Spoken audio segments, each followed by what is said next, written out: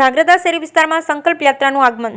ધારાસભ્ય પ્રકાશ વરમોરા તેમજ ભાજપના આગેવાન આઈ.કે. જાડેજાના અધ્યક્ષસ્થાને ધાંગ્રધા કેમ બોયઝ હાઈસ્કૂલ ખાતે વિકસિત ભારત સંકલ્પ યાત્રા અંતર્ગત કાર્યક્રમ યોજાયો.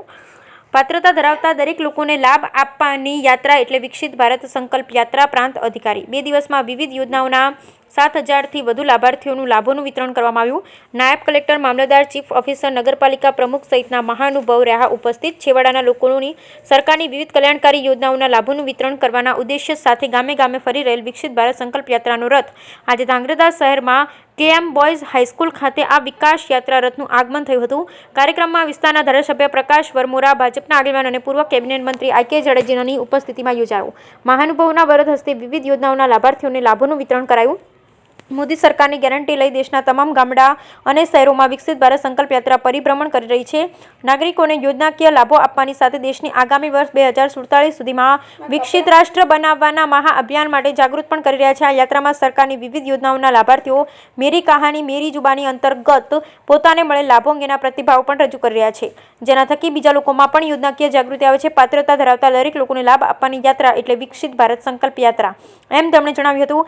સરકારની વિવિધ યોજનાઓ વિશેની જાણકારી આપતા તેમણે ઉમેર્યું, પ્રધાનમંત્રી આવાસ યોજના અંતર્ગત પાકું ઘર, ઘર ઘર શૌચાલય, બહેનોને ઉજ્જવલા યોજના અંતર્ગત મફત ગેસ કનેક્શન, મફત વેક્સિન, પ્રધાનમંત્રી ગરીબ કલ્યાણ યોજના અંતર્ગત મફત રાશન સહિતની અનેકવિધ યોજનાઓ થકી દેશના તમામ લોકોની તકેદારી સરકારે રાખી છે.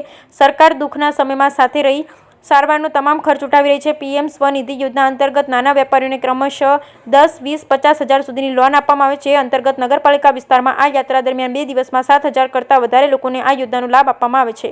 કાર્યક્રમમાં નાયબ કલેક્ટર, મામલતદાર, ચીફ ઓફિસર, નગરપાલિકા પ્રમુખ, કારોબારી ચેરમેન, બાંધકામ સમિતિ ચેરમેન, નગરપાલિકાના સદસ્ય સહિત વિવિધ વિભાગના અધિકારી, કર્મચારી અને સ્કૂલના વિદ્યાર્થી શિક્ષકો ઉપસ્થિત રહ્યા. Bureau report Hitesh Rajpara, Dhrangadhra. સમગ્ર દેશની અંદર સમાજ હિતલક્ષી, ગરીબ હિતલક્ષી જે કાર્યો કરવામાં આવ્યા છે એ કાર્યોને જન જન મન મન સુધી, ઘર ઘર સુધી પહોંચાડવા માટે વિકસિત ભારત સંકલ્પ યાત્રા જે વિવિધ સ્થાનો પર ફરી રહી છે, તે ધાંગધ્રા શહેરમાં પણ એનો કાર્યક્રમ હાથ ધરવામાં આવ્યો હતો. સમગ્ર સુરેન્દ્રનગર જિલ્લામાં 8 જેટલા રથો દ્વારા સુરેન્દ્રનગર જિલ્લાના ખૂણે ખૂણે લગભગ મોટા ભાગના ગામડાઓમાં, શહેરોમાં આ યાત્રા ગઈ છે. યાત્રાનો હેતુ જે કાર્યો થયા છે એને લોકો સુધી પહોંચાડવાની સાથે સાથે સમાજ હિતલક્ષી, ગરીબ હિતલક્ષી જે લાભો રહેલા છે એ લાભો લાભાર્થીઓ સુધી પહોંચાડવા, એને કાર્યાન્વિત કરવા અને સ્થળ ઉપર જ એમને યોગ્ય પ્રકારની મદદ સાથે એમની કાર્યવાહી પ્રાપ્ત થાય, એમને કેન્દ્ર સરકારની, ગુજરાત સરકારની વિવિધ યોજનાઓનો લાભ પ્રાપ્ત થાય, એ પ્રકારનો આ યાત્રાનો હેતુ રહેલો છે.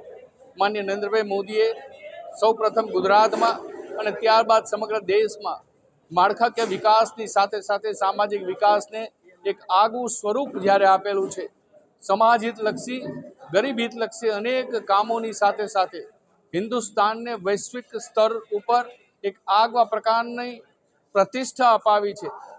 દેશની આર્થિક સક્ષમતા વધી છે અને બધાની સાથે નાનો અને નબળો સમાજ ક્યાંય કોઈ પણ પ્રકારના સરકારના લાભોથી વંચિત ન રહે, એના માટેની સમજ આપતી આ વિકસિત ભારત સંકલ્પ યાત્રા, સાથોસાથ સ્વચ્છતા જેવા સમાજ હિતના અનેક કાર્યો, આરોગ્ય હોય, સુપોષિત યોજના હોય, શિક્ષણ હોય, અનેકવિધ પ્રકારની સામાજિક વિકાસની પ્રક્રિયાને યાત્રા સાથે જોડવામાં આવી છે. ત્યારે આ યાત્રામાં આજે ધાંગધ્રા શહેરના નગરપાલિકાના તમામ પદાધિકારીઓ, સંગઠનના તમામ પદાધિકારીઓ, શહેરીજનો અને વિવિધ પ્રકારના લાભાર્થીઓ યાત્રાનો લાભ લીધો છે. એમાં દરેકને હું ખૂબ ખૂબ અભિનંદન આપું છું. વિકસિત ભારત સંકલ્પ યાત્રા ધાંગધ્રા ખાતે રથ આવ્યો હતો.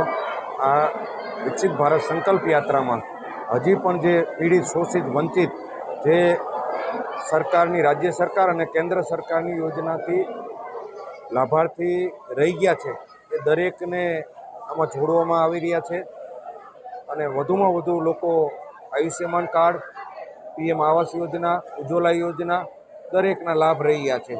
માનનીય વડાપ્રધાન નરેન્દ્રભાઈ મોદી સાહેબના નેતૃત્વમાં દરેક ભારતીયમાં, દરેક ગુજરાતીમાં એક રાષ્ટ્રીયતા માટેનો એક ભાવ જાગ્યો છે અને એક આખા દેશનું એક વાતાવરણ બહુ જોરદાર બની ગયું. આ રથ 26મી જાન્યુઆરી સુધી ભારતના ખૂણે ખૂણે ફરવાનો છે ત્યારે આ રથ ધાંગધ્રા તાલુકા અને ધાંગધ્રા નગરપાલિકામાં બહુ સારી રીતે સંપન્ન થઈ રહ્યું છે. ઘણા બધા ગામોમાં 100% આયુષ્યમાન કાર્ડો થયા છે, ઘણી જગ્યાએ 80-85% થયા છે.